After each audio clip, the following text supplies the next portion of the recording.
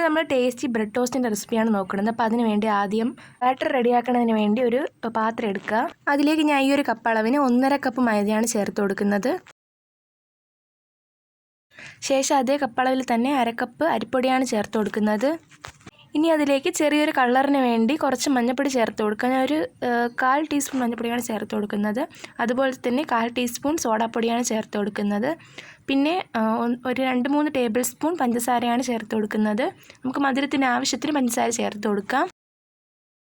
ഇനി നമുക്കിതിലേക്ക് ഒരു നുള്ളു ഉപ്പ് ചേർത്ത് കൊടുക്കാം. ഉപ്പ് ചേർക്കുന്നത് മധുരം ബാലൻസ് ചെയ്യാൻ വേണ്ടിയിട്ടാണ്.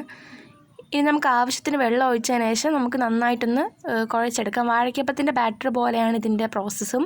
അപ്പോൾ അതുപോലെ നന്നായിട്ടൊന്ന് കുഴച്ചെടുക്കാം. ഞാനിപ്പോൾ വിസ്ക് വെച്ചാണ് കുഴച്ചെടുക്കുന്നത്. സ്പൂൺ വെച്ചായാലും സാരമില്ല.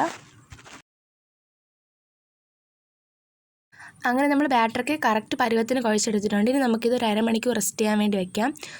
അപ്പോൾ അരമണിക്കൂറൊക്കെ റെസ്റ്റ് ചെയ്യാൻ വെച്ചതിന് ശേഷം നമുക്കിതെടുക്കാം. റെസ്റ്റിംഗ് ടൈം കഴിഞ്ഞിട്ടുണ്ട്. നമുക്കിനി ഇതെടുത്ത് ബ്രെഡും ഞാനിപ്പോൾ ഒരു ബ്രെഡും എടുത്തിട്ടുണ്ട്. ബ്രെഡും കൂട്ടി ഒന്ന് ബ്രെഡ് ഈ മാവിലേക്കൊന്ന് ഡിപ്പ് ചെയ്ത് പൊരിച്ചെടുക്കാം. അതിനുവേണ്ടി ആദ്യം ഫ്ലെയിം കത്തിച്ചു കൊടുക്കാം. അതിലേക്ക് പാൻ വെച്ച് കൊടുക്കാം. പാൻ ചൂടായി വരുമ്പോഴത്തേക്കും എണ്ണ ഒഴിച്ചു കൊടുക്കുക. അതിലേക്ക് ഈ ബ്രെഡ് ഇങ്ങനെ ആ മാവിലേക്ക് ഡിപ്പ് ചെയ്തതിന് ശേഷം എടുത്തിട്ട് കൊടുക്കാം. ഞാനത് എടുത്തപ്പോഴത്തേക്കും ബ്രെഡ് ഒന്ന് പൊടിഞ്ഞ് വന്നിട്ടുണ്ടായിരുന്നു. അപ്പോൾ ഫസ്റ്റൊക്കെ എനിക്കിങ്ങനെ പൊടിഞ്ഞതാണ് കിട്ടിയിട്ടുണ്ടായിരുന്നത്. ലാസ്റ്റൊക്കെ ആയപ്പോഴാണ് കറക്റ്റ് ഷേപ്പിന് എനിക്ക് കിട്ടിയിട്ടുണ്ടായിരുന്നത്. ഫസ്റ്റൊക്കെ എന്തോ ബ്രെഡ് സോഫ്റ്റ് ആയതുകൊണ്ടാണെന്ന് അറിയില്ല, മാവിലൊന്ന് മുക്കിയപ്പോൾ തന്നെ അതിങ്ങനെ പൊടിഞ്ഞ് വന്നിട്ടുണ്ടായിരുന്നു. പക്ഷേ ടേസ്റ്റ് വൈസ് അടിപൊളിയായിരുന്നു. അപ്പം നമുക്കെല്ലാം ഒന്ന് കറക്റ്റായിട്ട് പൊരിച്ചെടുക്കാം.